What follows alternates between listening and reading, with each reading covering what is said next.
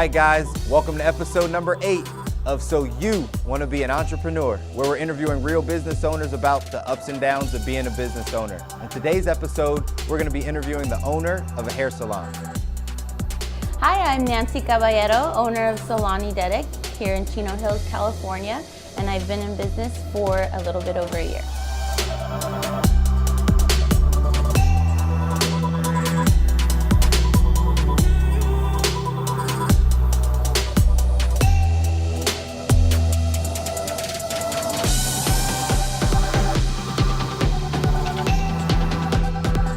I mean, I actually ended up enrolling into a JC, and I took just like art class, a language class, like it was not even really worth it. And one day I passed by this really cool salon and I was like, that's a good idea. Like, what about doing hair? So the more I thought about it, the more I liked the idea. So I said, well, what if I do that, Dad? And he was like, all right, go for it, as long as you do something.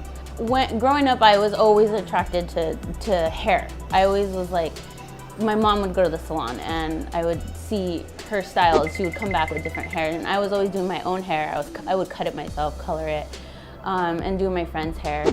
So yeah, it just, once I enrolled and did it, I mean, it kind of like was like, all right, backup plan, but I ended up falling in love with it, and I was really good at it, so.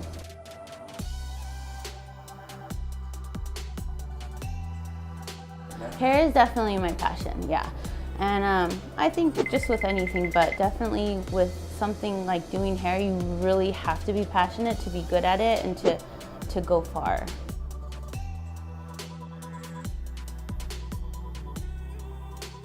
Well, my mom's a nurse, and then my father, he is in the grocery business.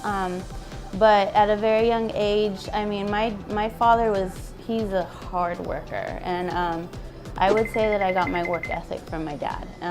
I mean, of course my mother too, they both are great, and they both actually came here with nothing, met each other and had nothing, and they built quite a life for us.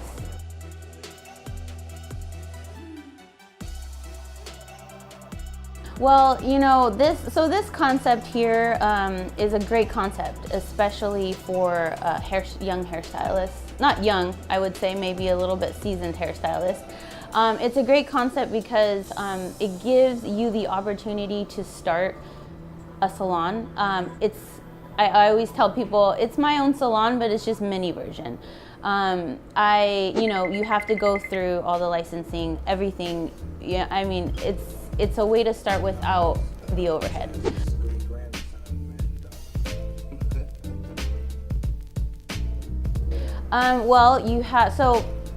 You think of a name, you have to purchase your fictitious business name, and then you have to get your business license. And then you also have to, I'm not clicking up there, get a seller's permit. You have to get an establishment license from State Board of Cosmetology, Barbering Cosmetology. And of course you have to have your cosmetology license.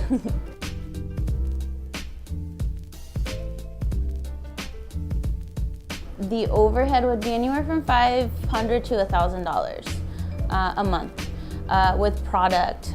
Sometimes, some months it's a little bit more. But that's for me kind of being on the, I wouldn't say slower end, but it's not like some people spend a lot more.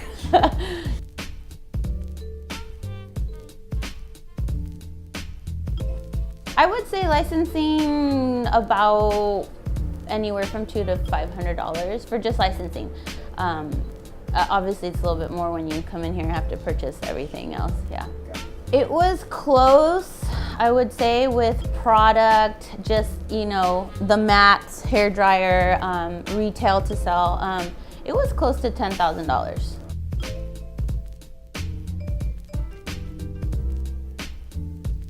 So in the morning, I mean, so on a long day of work, I will start as early as 9 o'clock. And it's pretty much just back-to-back clients.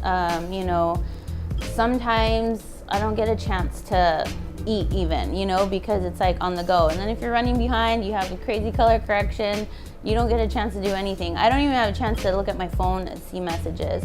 So it's just pretty on the go, like a full day of work, you know. On the days that I don't have clients, you know, I like to promote. I have a little special going on, so you always have to be marketing yourself. You know, I could get a little bit better at social media, but you know, posting pictures, posting promotions, just going out and talking to people around the area.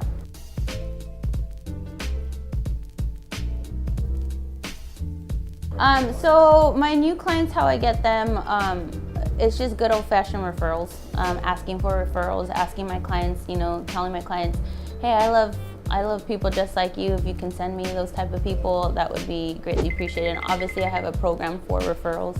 And then of course, social media, that's a great way too. Yelp, I'm on Yelp as well. And then I asked all of my regular clients to write me a review as soon as I open this spot up, which has actually helped out a lot. So my retention right now, I would say, is about 80%.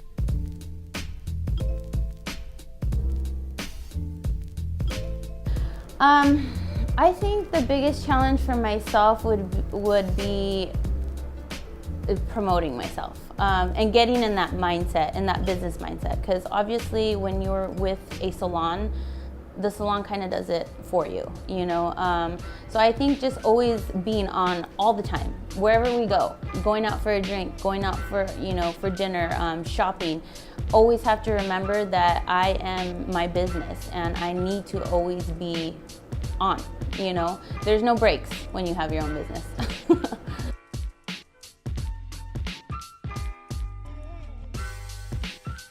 Yeah, she's been my biggest mentor. She is from Northern California. She's my old boss. She's amazing, and she's helped me a lot throughout my career. And even, yeah, when I first opened, just calling her and asking her questions.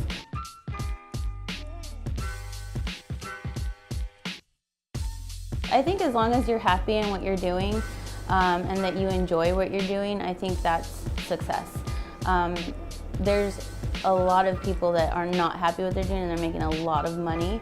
But I think that being passionate and loving and waking up and not like dreading to go to work and just loving where you're at, I think that's success. All right, so what did we learn today? 1, being passionate about what you do can help you become more successful, but it doesn't guarantee that you will be successful. Other things like talent and hard work will definitely come into play. 2, if you can find a way to start small with little to no overhead, do it. There's no need spending the money that you haven't earned yet. 3, referrals are still one of the best ways to get new business. If people like your service or product, make sure they tell other people about it and then send their information to you. And last, representing your business at all times is the mindset you need to be successful. Remember, it's 24/7, 365. All right, guys, thanks for watching another episode of So You Want to Be an Entrepreneur. Don't forget to like it, share it with a friend that wants to be an entrepreneur, and subscribe to our channel. And as always, if you want to be a successful entrepreneur, we have to get you from employee mindset to entrepreneur mindset. I'm Chris Mouzon. I'll see you guys next week.